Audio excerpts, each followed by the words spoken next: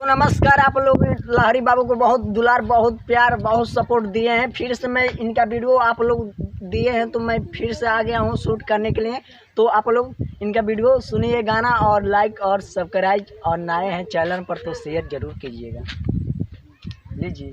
यो कर कैलू घर अजोर हमारे अनहार कैलू, दूसरा से प्यार कैलू हो। ओ कर कैलू घर अजोर हमारे अनहार कैलू, सनिया से प्यार कैलू हो। काहे के दिलावा तू हमसे लगावलू, खंजर घोपी के गोरी संग संग गईलू। ई दिलवा तोड़ के खंजर मारलू, बेकार कैलू हमार घर अन्हार कैलू। ओ कर कैलू घर अजोर हमर अन्हार कैलू, सनिया से प्यार कैलू। नया नया गाना हम देखा सुनाइले, बेवफाई गाना हम ते बहुत ही गाइले। जिंदगी सुनसान, ओ जिंदगी सुनसान कई के अधिकार कैलू, सनिया से प्यार कैलू।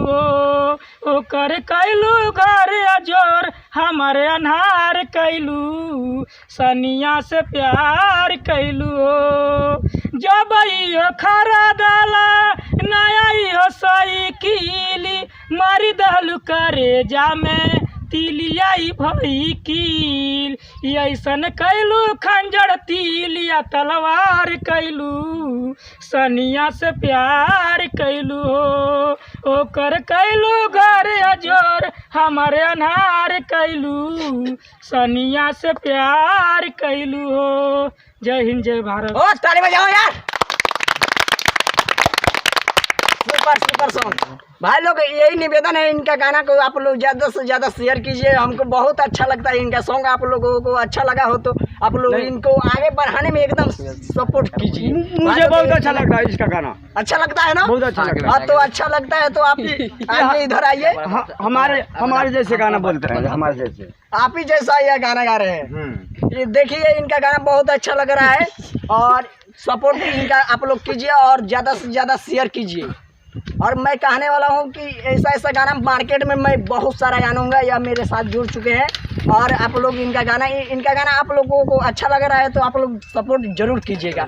फिर मिलते हैं कोई वीडियो में। धन्यवाद। हमारा भी सपोर्ट आता है।